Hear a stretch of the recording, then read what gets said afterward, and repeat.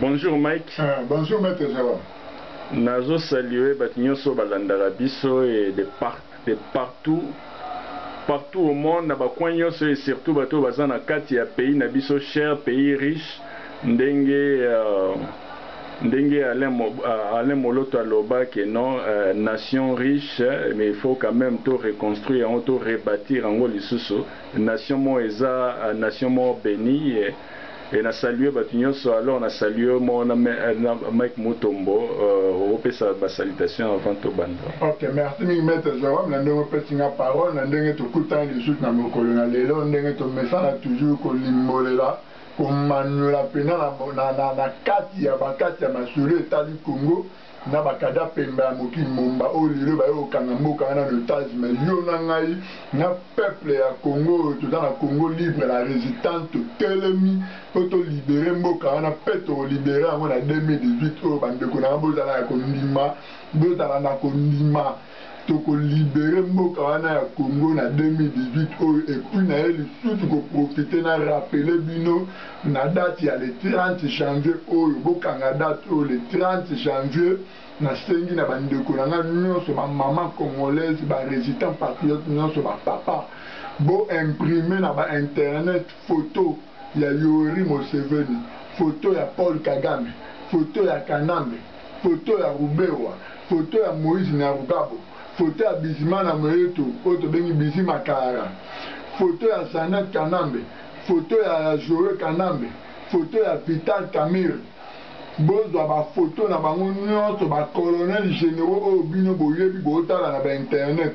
ba imprimer le bino yango ozwi mungwa ostopi likolo ya photo wana eza mama na arma osakana te po ba congolais bo comprendre makambo bien te ozwi mungo tie likolo ya photo ya Kanambe ya batutu oyo yebi osali prière ya déclaration soko ozala na ndako na yo oprier pena prière ya déclaration ata 15 minutes pour la libération ya Congo ozwi briquet to almet opelisi moto otumbi photo wana na mungu okenda ngata na toilette na yo na nini obwaki oflashe ma ekei bomona makambo esala. Merci. Merci. Tobandi introduction na biso d'abord ezali Jean Jaurès azala politologue français et il a parlé sur Mamboupé à révolution et puis aloba que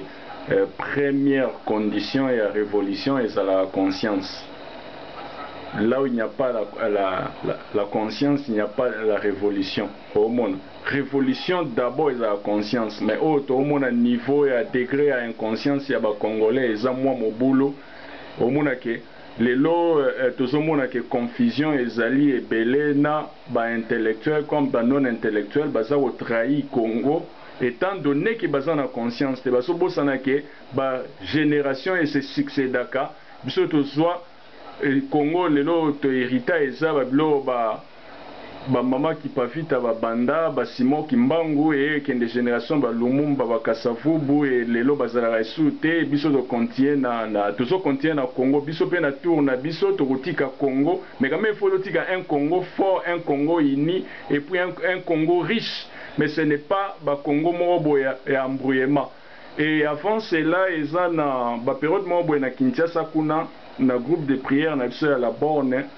RDC wana na ndenge ba frère na biso to bande ko benga yango RDC to bando benga résidence dédiée créateur et l'axi RDC et puis ezala na deux significations résident dédié que confond nzambe oya confonda donc RDC yango no moni so otali ba biloko wana ndo mona ke malgré ba plan o nyos bazo sala ba o kabula Congo te puisque ezali siège ya nzamba vandarana. Mais première question,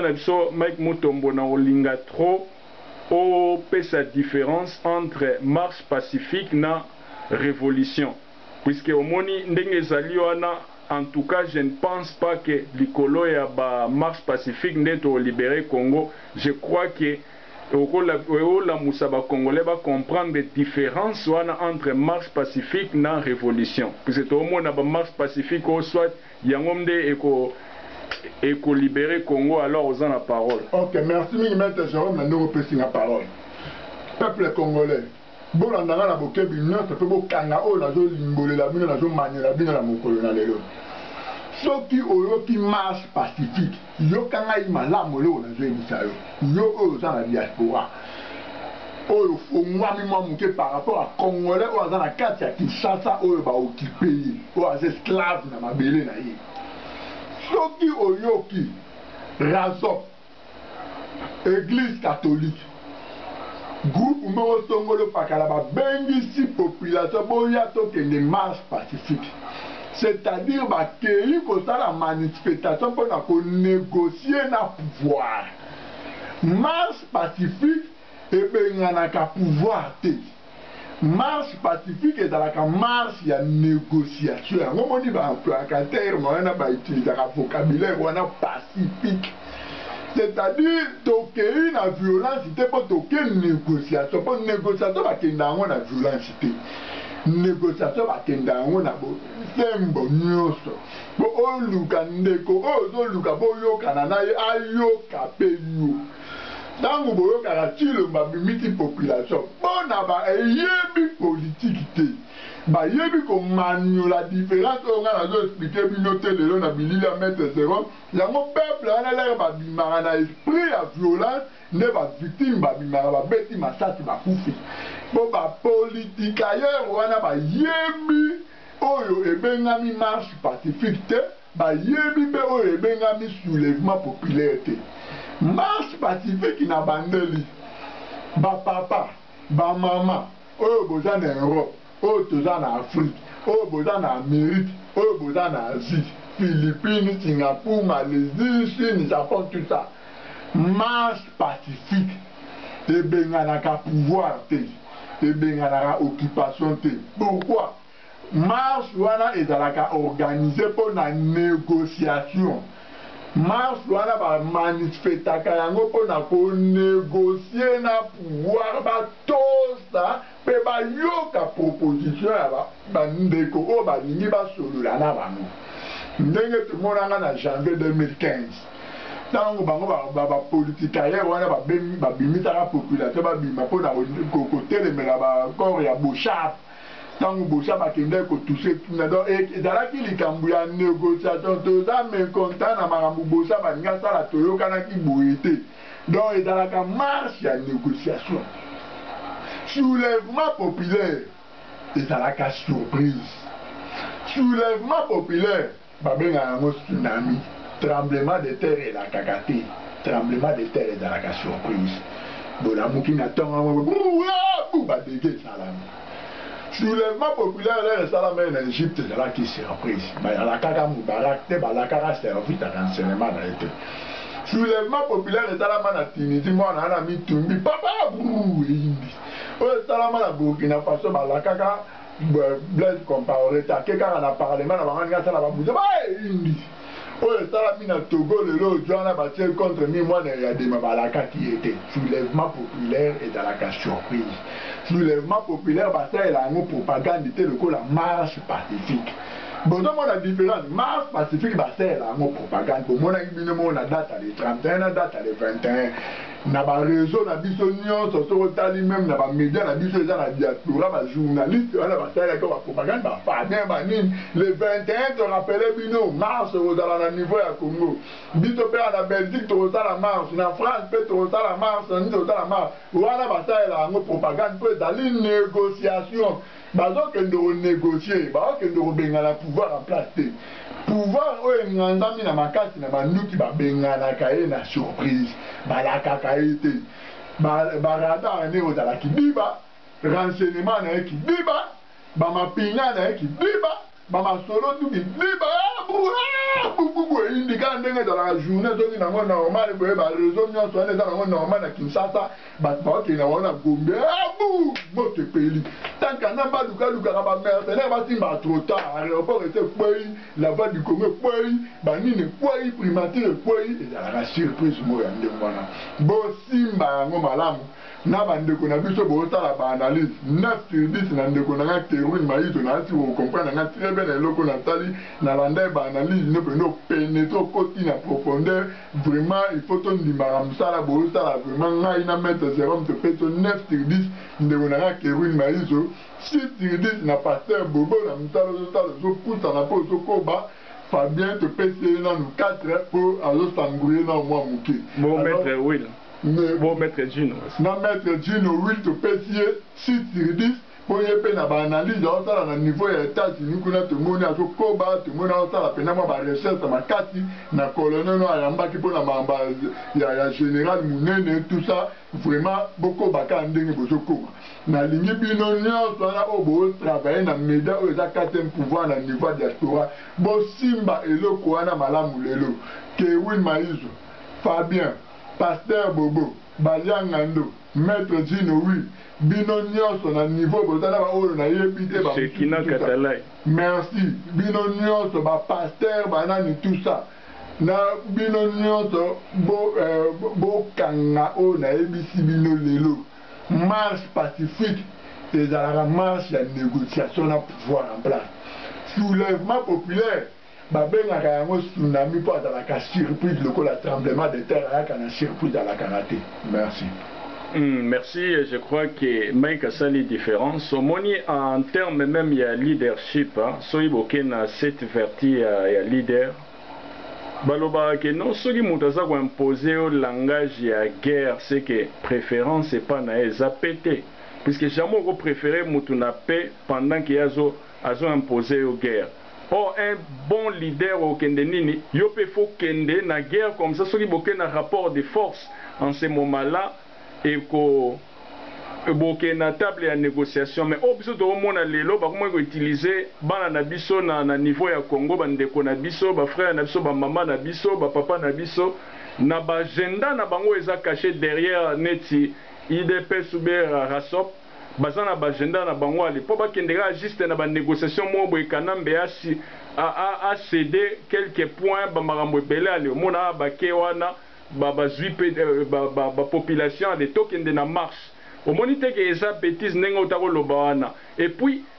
ndenge sana ba marche pacifique wana jamais ko bengana kanambe il faut donc changer technique révolution le lot au moment on a même indifférence ya bana ya Masina bana Kingasani bana ya Mikonga au moment où kuneza Chine populaire bana ya Tchangu en général tout le monde a même ma marche ezali bango bazo bouger te population ya Tchangu ceux qui balobi ba bouger ba kokanga ba ozana contrôle ya république wana puisque aéroport ezokende côté kuna mais il faut tout ça là-bas ba action moko ciblé ba bilo ngana monaki la fois passée na ba image de tali to moni côté moko boye bazokanga frère na biso moko boye congolais bato wana bataki minduki na bango likolo mais bato musu bazalaki na sima wana mais na ndenge ya ba armation biso to sala avancer mais na niveau na biso ya communauté to ndimanaka te na sina biso même bato baya to pesaka ba cours même ya ba enlèvement bato wana bayaka momoni ya ke congolais osalaka réticent ondima moninga ne congolais te mais ba bilo musu to monaki o monake soki bazali na sang-froid bakoki kokende baravi babotoli minduki wana mbala mo puisque munduki ya munene mpona mutu atourne eza bokeseni par rapport soki na mutu na pistolet omona retard wana baozwa barenverse bango kelke militaire oyo bazalaki wana mais nazoyeba te soki mboka wana basportif nyonso bakoma corrompu ube ndenge nini nao comprendre te alors nayebi te Mike soki oko commenter vraiment epesa mutema pasi pourquoi bana Tchangu lelo bazobima te pourquoi banini batu oyo lelo population za 12 millions de Kinshasa na 12 millions de population soki na 12 millions na 2 millions babimi na babalabala baatake babilo mobo ciblé baction ciblé de président Honoré Alobaki je crois que même moi la solution maître moni merci mingi na motuna oyo tuni maître Jérôme omoni population na o mona to bokela bango mbele ya mbala ba bujara te occupation la kota sala munene maître est-ce que le lot na ebiti ba congolais que Kimbuta bozo mona André Kimbuta ke abandana ko kende chaque 1h du matin na ba compagnie ba brasserie wana nyonso na ba féticheur na ba hôtel de Lokamasana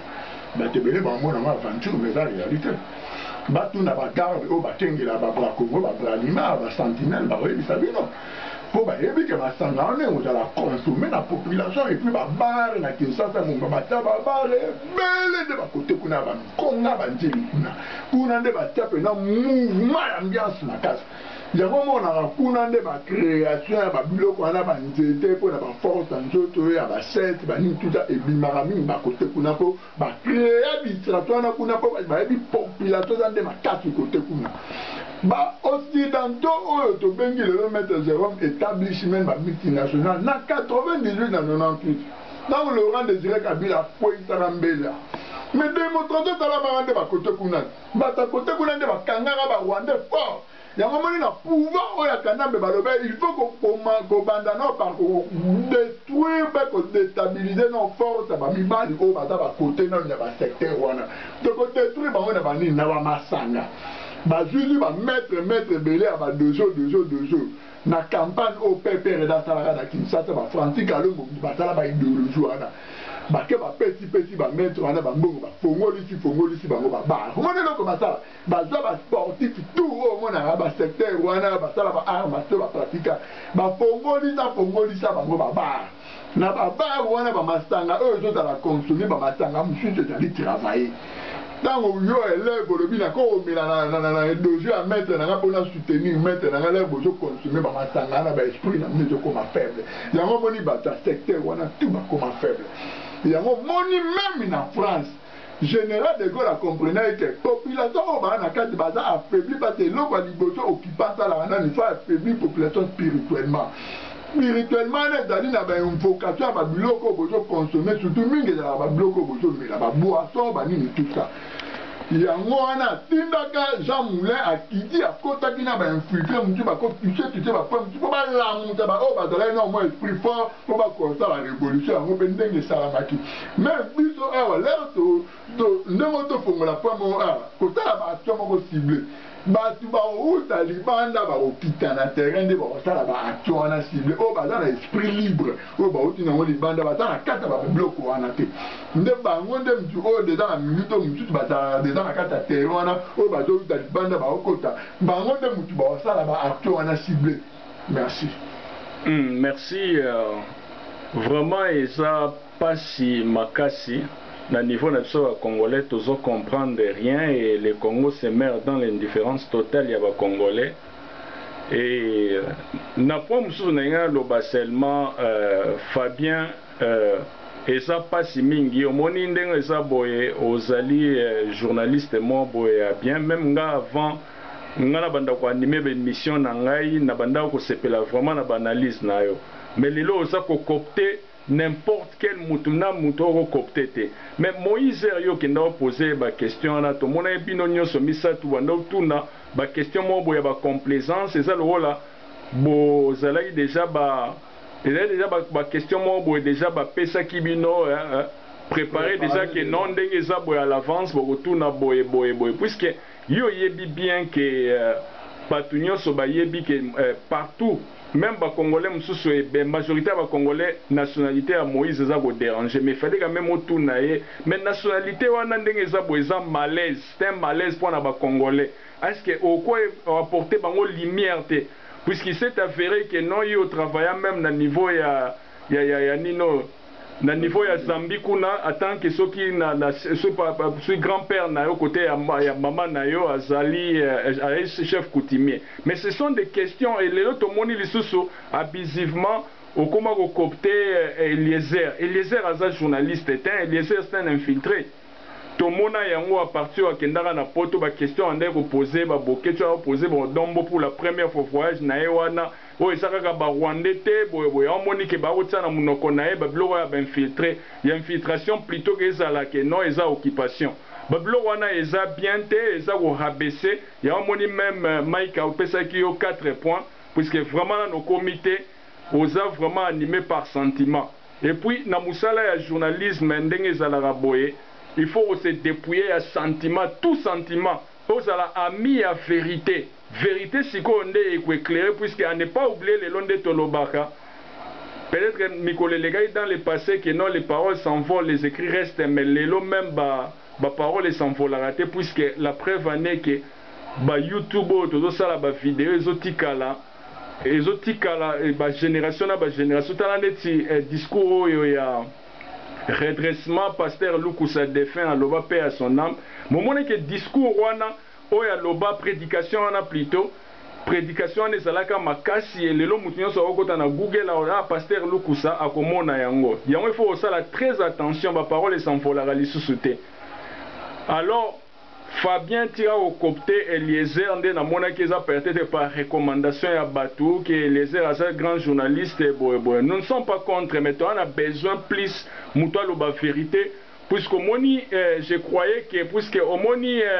discours pasteur David Asala qui est vraiment un réquisitoire à zongela qui ba point mot est très fort, mais ça local là jour mususu na reçoit ce lix là avec Mike Mutombo to ça la émission spéciale seulement pour na ko pénétrer message nae ezalaki tellement profond. Mais Nathalie ba analyse, ce n'est pas que tout ça on minimiser bateau. On a lundi ba analyse belé les cas qui même est pasteur Bobo avec différents invités à benga qui mais ce n'est pas que tout ça au kitsa bateau mais ça local la bateau va pénétrer vraiment à profondeur et discours on a été. Oh ndenge za na prédication na ezala qui ya makasi mais jour mso na reçoit ce lix là avec Mike Mutomboto et réexpliquer yango bien. Donc et là, on a ceux qui derrière moi, on a tel qui ont la même thèse à doctorat. Et ça tellement profond, mais que bateau qui ont l'icolo, vraiment, c'est vraiment une responsabilité responsabilisante à niveau de la Congolais, tous marambouana à mettre, tous na conscience, puisqu'il faut transmettre un Congo fort, un Congo uni et un Congo riche dans la génération moussous. Mais les autres au monde a plus de fanatisme et qui trop bazo pesara Moïse aza étranger alors to longwe une occupation mo boy pas to une occupation moussous. Et chaque occupation est à na moi conséquence nango. Alors on a été sur ba congolais to lingi nini Mike oza na parole avant toute émission. Maître Jérôme Nando fait une parole tout ni pena question mo rabe ba vraiment ba congolais bo lingi nini pour ba congolais to comprendre la communauté. Déjà là comment comprendre que ennemi liboso à résistance na kata Congo dans notre peuple congolais. Peuple congolais on a joué battre le connu na jeune. Peuple congolais a joué ko différencier vérité na maçon te car na kata Congo na minoko ya ba dirigeant o ba beti na maboko kuna. Marc Abunda est bina au démissionner a démissionner. A démissionner te bo tout n'est pas à démissionner te mais bon continuer à kogenda ba discours na ba beti na ba maboko vraiment peuple on a joué battre bolingini peuple on a o besoin na kata Congo. Bolingini quand na uta ikolo bala mais ça va Kabondi ratin Félix Paloba ba mata liko ba marché likolo na qui veut dire qu'il fallait essayer déjà acte relaxa bravo naie mais nande mo théorique mais nande mo ya praticabilité to moni que oui devant même baba mercenaire wa bete munduki puisque kanamba kete mais to moni nga sali yango te ya Kabondi te moni problème est ça mettre Jérôme quand ndenge petit na parole. Ennemi liboso ya biso résistance libre auto bunda poto ndo libérer ma bilo na Congo ta no peuple na biso mo ya Congo. Eza no peuple na biso mo no ya Congo ba yebi eloko ba lukate ba yebi ba tala no ba incapable ya comprendre la vérité na maçon c'est ça déjà problème. Et ça déjà problème. Si le bazo continue Olanda bato na ba beti la ba mo ba beaucoup. C'est ça déjà problème. Mutazo boma tala no yo mo ba congolais o balandaka pepere de wana ba ebi ke président pepere de da Rwanda na kanambe o ba peta ba ba mbongo ba ke ba otala ba mar liboso ya ambassade ya Belgique ba otala ba biso bana basala raté ba za ba chômeur ba za ba mpiake ba parents ba ba ba parler ba musu ba mata la ba régime wana boma ba wana ba marche ba donge. Mais au moins, le député, moi, il y a pépé derrière, Sangiti, ma jeune 50, à la si, on va t-shirt, à pépé derrière, petit, on va mourir, il va dire, petit, on a que Congolais, il veut l'occasion de cater. Bien qu'à ces esclaves, n'a pas kata chinois, on a un kata territoire, on a un comme Congolais, à comprendre, te à Yebi et l'autre, à l'unité. À un moment, on a le bain dans la vidéo précédente, Congolais, et belé, outil, n'a pas spermatozoïde inachevé. Il y a un monde qui est battu, et l'autre, il y a un intellectuel, un musicien, un parterre, un bébé, un botamé, un spermatozoïde, un raté. Il y a un monde qui est battu, et l'autre, un discours, un Hollandi, le gars, le gars, le bébé, le mois, le bail, le temple, le collègue, le Yohana, tout le monde qui est un maître, qui a cardinal, a bimé, a coutume, population, fait bien de la Chima. L'ennemi en résistance libre dans notre peuple, on a au bazar à Kata Congo. Nous, on a besoin de ça dans la terre. na ba biso to bongama auto kita na terrain ba mapinga na to ba kita na terrain biso nde to ba vraie libération na Congo ba général de Gaulle ba comprendre ka yango la preuve en est que yo mo beta la histoire wana maître Jérôme il y a 3 diasporas où ba libéré les États-Unis d'Amérique ba la résident en France ba mo faut ba kita na tela ba même esprit africain esprit wana wana côté même na le premier président George Washington a eu fermé le général dans ma quotidien pour aller mon batala oui il faut te libérer Amérique na maboka bato ya mo mona même libération États-Unis biso photo e bara yango lelo maître Jérôme to dépassé dans 2018 le col les alliés année à libération à Congo to ko attaquer mingi ba point au comme mais la biso ka libération le col a tenu déjà faiblesse à peuple na ba yebelo ko ba limite puis bango ne ba premier ennemi na biso to ke ndeka na ba stratégie fort au comme ma biso la libération le col a to yebi ke ba militaire Soriano ba Congolais belé tellement ba comprendre rien ba lingi to le mwana occupation rwandais to ko talisu na occupation zambien grec au premier dame na azali rwandaise o mona ke Congolais so belé ko so dukati ba militaire Soriano ba ta belé na ba Facebook et belé ba mwana o ba ta ba courage ba mi pesa ba Congo ba commando pa le ba ba vidéo le ba bêtise ba bêtise la ke ba boko ba ngo to mona ba ba YouTube ba le ba na ba de belé o bani ba banda ba recrutement ba militaire bande ko na recrutement na etali pour na avantage ya occupation mututo ni occuper territoire congolais zambien grec première dame na rwandaise donc yo congolais olongwe na kanambe rwandais pour que ndoko na zambien na première dame rwandaise congolais olingi nini bien que belé bouti na ba spermatozoïde na cheveux mais olingi nini et puis ba congolais ba sambela ba bien te mettre Jérôme mais faut na profiter avant de clôturer l'émission ba congolais bozo tonde belé na ba église mais ba vie ezo changer te bozo traverser ka ba difficulté na ba église parce que boyebi ko sambela te pe boyebi te nzambo ana zanani lelo ba chrétien boza ko envier ba sataniste pas que ba sataniste bazo tosa ni beko pe ba respecter ba principe ya nzambe na banga lokuta satan o bango ba pona tant satan le bine la muka 2 heures kende na cimetière okuta na manu atamo bo coucher na ye après o doit lui pemba à respecter la muka ine kende na morgue o coucher na jeune fille mo auto couple à 18 ans pour la lui pemba à respecter ce qui va respecter en mode satan beti abomie pour satan na maate mais bito ba chrétien le quoi dans ndamba bonté ndamba mawa to respectaka ba principe te to yebi ko sambela te to yebi te nzambo wana za nani yango ba chrétien to za na prifoté to za na pouvoir te